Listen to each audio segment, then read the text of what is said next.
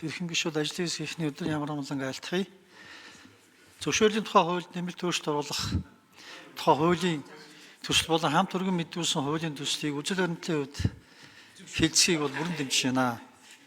За энэ одоо өчигдөр бид бас нэг чухал асуудал хэлцээд өнөөдөр алах зохион шийдвэр гаргачлаа. Хувийн эвшлийг дэмжих, эдийн засгийг либералчлах, за иргэдийн аж ахуй эрхлэхийн боломжийг өргөжүүлэх бол манай засгийн газрын манай одоо жишээ нь сөрөг хүчний энэ улсын хурал дэх бүхий л одоо жишээ нь улс төрийн намууд эвслийн бол гол зорилт нь. Бид эдийн засгийг либералчлахгүйгээр бол улс орноо бол энэ урагшлуулж чадахгүй мэн гэдгийг бол ойлгочихсон байж байгаа. Энтэй холбоотой шийдвэрийг шуурх гаргах ёстой. Зөвшөөрлийн тухай хуультай холбоотой энэ шийдвэр гарсан. Шийдвэр гараад эхнээсээ үр дүн бас зохих төвшөнд гараад явж байгаа. Энийг бас хайшаах ёстой. Энэ гарсантай холбоотойгоор бол энэ ажлыг бол тухайн үед учрал дарга захим хөгжил инновац харилцаа холбооны сайд байх үед өөрөө бол бас манлайж хийсэн үр дүнгууд гарсан байна. Тэгэхээр энэ үр дүнг бол цааш нь үргэлжлүүлэх ёстой. Гэхдээ завсар нь бол бас асуудал гарч байна. Хэрэгжилтэй холбоотой бэрхшээлүүд гарч байна. Тэрнээс гадна одоо жишээ нь магадгүй заашгүй шаардлагатай гэж үзээд өөр хэлбэрийн зохион байгуулалт хийчээ, зохицуулт хийчээд тэрүүгээр дамжуулсан энэ хүн суртал үүсэж байна. Бид энэ засаглалыг боловсронгуй болгох, засаглалыг аль болох иргэдэд ойртуулах, хялбар байх үүднээс хоёр зүйлийг чухалчж ирсэн. Нэг нь бол цахим шилжилт. За энэ бол одоо таны хариуцж үр дүнгийн одоо бид хамтдаа үзэж байгаа зүйл. Хоёр дахь нь бол чиг үүргийг шилжүүлэхтэй холбоотой. Төрийн зарим чиг үүргийг шилжүүлэх. Тэгэхээр миний асуулт гурван асуулт байна. Эхнийх нь одоо бид ямар ч байсан энэ зөвшөөрлүүдийг захин болгох чиглэлээр 251 зөвшөөрлийн 178-ыг бол захин болгоцсон юм байна. Цаана бол нэг 73 үлдсэн байна. Яг энэ юунаас болсон бэ гэдгийг бас судалсан уу? Яагаад энэ одоо захин болж чадаагүй? Захин болвол хэлбэршүүлж, аль болох хүний оролцоогүй болгодог.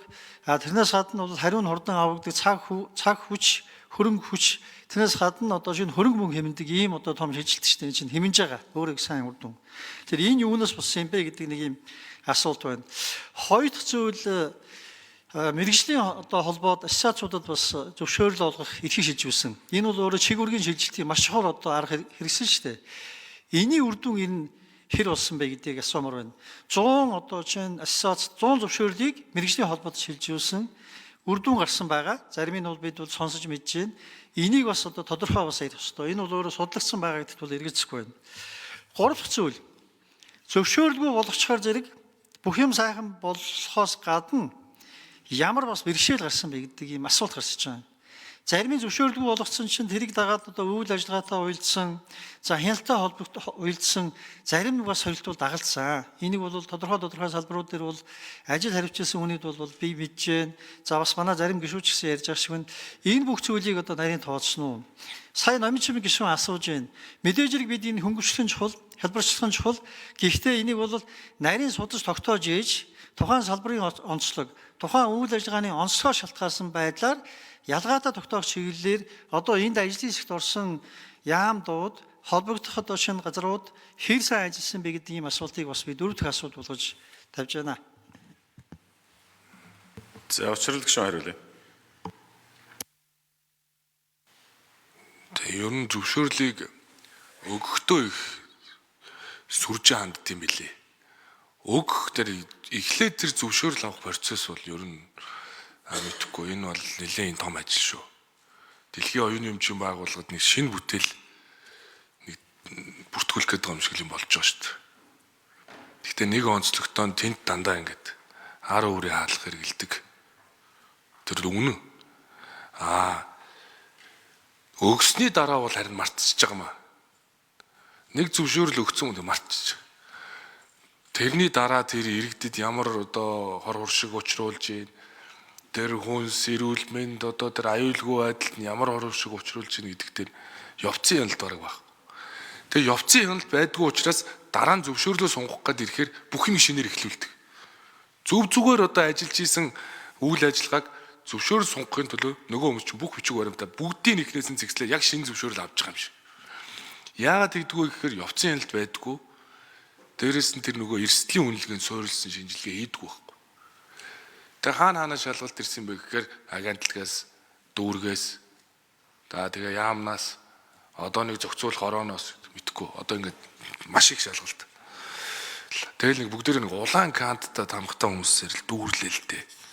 Энийг одоо зэгцлэхгүй болж бид нэг ард иргэдэд нэг тийм том тус болж чадахгүй маа гэхэд жоохон зай болж л өгөх ёстой байна. Тийм учраас явцын хяналтаа сайжруулад бид нар эрсдлийн үнэлгээнд суурилсан байж чадвал бүрэн боломжтой. Энэ бэлтгэлийг бол хийцэн. Жишээ нь захимын сайд багт ч гэсэн манай одоо Монгол те дата төв одоо энэ манай залуучууд байна энэ тэнгисний мегмар наран эдгээр ингээ хийцэн штэ. Захим сая одоо зөвлөхөөр сая дийлж байгаагаар захимаар бэлээ. Бизнесийг бид нар танилцуулсан бэлэн. Энийний чи ард байгаа тэр лайсенс имэн гэдэг байгаа зөвшөөрлийн санг. Манай сангийн амны тэр баримт одоо манай энэ Батүлэг эдгээр. Тэгээ сая би эдийн засгийн ам дээр очсон манай энэ золоо байна. Энэ залууч бүгд хийцээ. Зүгээр л энд нэгтгэдэг байхгүй. Зөвшөөрлөө энэгээр өхийг хүсдэг. Заавал гараар өхийг хүсдэг. Заавал өрөөндөө авчирж ингэж бүхийлгэж ингэж хүмүүсийг ингээ мослуулж торт морт авч цэцэг навчраар булуулж өгөх юм сонирхол өндөртэй. Тийм учраас би салбарын сайд биш учраас их хурлын гишүүний хуваар салбарын эрх ашиг огт оруулахгүйгээр энэ хуулийг барьж байгаа. Энэний цаана олон юм хүмүүс юм ярина. Энэ заавал байх хэрэгтэй. Ингэдий. Төр энийгээ л авч ивэл баг улс орон сайхан болно. Болдог байсан бол болчих байсан. Болохгүй байгаа юм. Тийм учраас тэгээд зөрөгтэй мэрэгжлийн холбоонд өгөх нь үг. Тэгээд захимаар явуулахын 100% захимаар явуулаад хүнээс хамааралгүй байвал зөвшөөрлийн тэр газар мазад ажиллах хүний сонирхолж багасч байна. За Сархадын Зулбар гэсэн. Тодруулъя. За зөвхөрдөн гарч байгаад бол бас талархалтай байгаа. Ер нь гараасаа ч гэж одоо бид хүлээж байгаа шүү дээ. Энэ зөвшөөрөл олгоно гэдэг бол төрийн зүгээр үйлчлэг юм байна. Энэ бол төрийн хүн суртал биш, ноён суртал нь угаасаа биш. Тэгэхээр энтэй холбоотой сая бид 3 зүйлийг ярьлаа шүү дээ. Нэг бол цахим шилжилттэй бол бүрэн хий, сайн хий.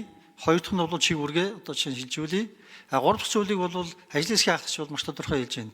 Явцсан хяналт байхгүй бол зөвшөөрлгүй болгоно гэдэг бол өөрөө дур зоргийн ханта байдал бас хөтлөнө. Энийг заавал бид бодож явах хэрэгтэй. Сайн кейсүүд байна. Бид нар одоо мэрэгжлийн холбоот руу шилжүүлсэн зүйлийг би 3 сарын өмнө ноос ноолрын холбооны ханта уулзсан юм.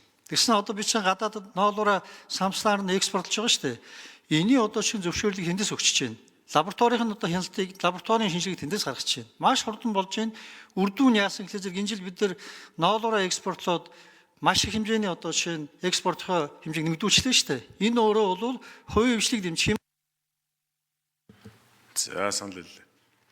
Дахиад сонгох. Зулбар гэсэн. Тэгэхээр энэ төрийн чиг үргийг шилжүүлэх энэ одоо шилжилтийг мэрэгжлийн холбоотод шилжүүлж байгаа сайн үр дүнгээ өгж байна. Тэгэхээр энэ зүйлийг бид цааш нь сайн туршлагыг дэлгэрүүлэх ёстой юм гэж ойлгох ёстой. Нөгөө төгөр явцсан хяналттай холбоотой бас бэрхшээл байна. Нэг бол одоо зөвшөөрлгүй босгосонтой холбоотой бас бэрхшээл байна. Хөдөлмөрийн айлгууд эрүүл ахуйн чиглэлийн одоо сургалтын зөвшөөрлийг өгдөг байсан зөвшөөрлгүй болгоцсон чинь дур зоргийн сургалтууд ихсчихсэн. Хөдөлмөрийн айлгуу байдлын чиглэлээр одоо тэнд бол одоо хүн бэлтгэдэг. Тэр нь одоо шинэ үйлдвэрлэлийн процесс дээр аж ахуйн нэгжүүд дээр хөдөлмөрийн аюулгүй байдлыг хариуцдаг хүн зөвшөөрлөг сургалтаар очиод хүний эрүүл мэнд аюулгүй байдал одоо шинэ нөлөөлж усах юм байдал үүсгэж байгаа юм. Тэгэхээр энэ дээр бол зөвшөөрлийн нөгөөгүй ч гэсэн явцсан хяналтын сургалтын хяналтын бас тавьдаг ийм зүйлүүдийг бол одоо холбогдох яам нь бол анхаарах ёстой. Тэгжээж энэ бол үйл ажиллагаа маань бүрэн бодиттой үр дүнтэй болно гэдгийг бол бид ойлгох ёстой байна гэж үзэж байна. Ер нь бол зарчмын хувьд бол бид энэ хуулийг бол маш шуурхай гаргаад гэхдээ мөр нарийн судлаад штэ. Тэгээд энийг бол батлах ёстой гэдэгт бол би бол За үгэлээ. Дубны бом очир гэсэн.